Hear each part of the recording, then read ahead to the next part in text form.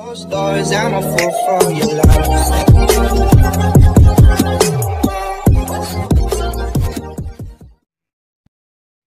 Usap-usapan ngayon sa social media na retokada daw ang ipinalit ni Rob Moya kay Tony Fowler.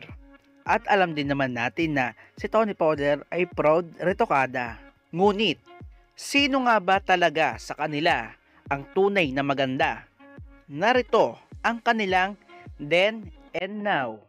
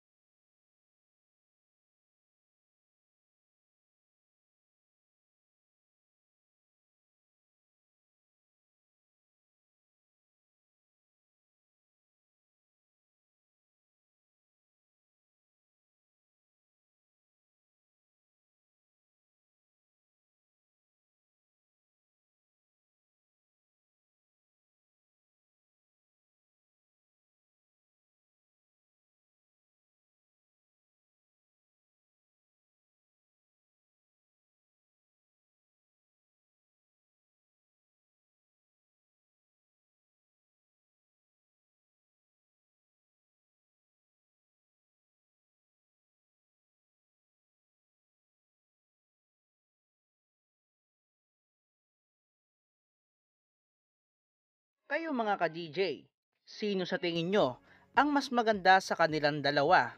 Retokada man o hindi? Si Tony Fowler ba? O si Lai Austria? Comment nyo lang sa baba mga ka-DJ.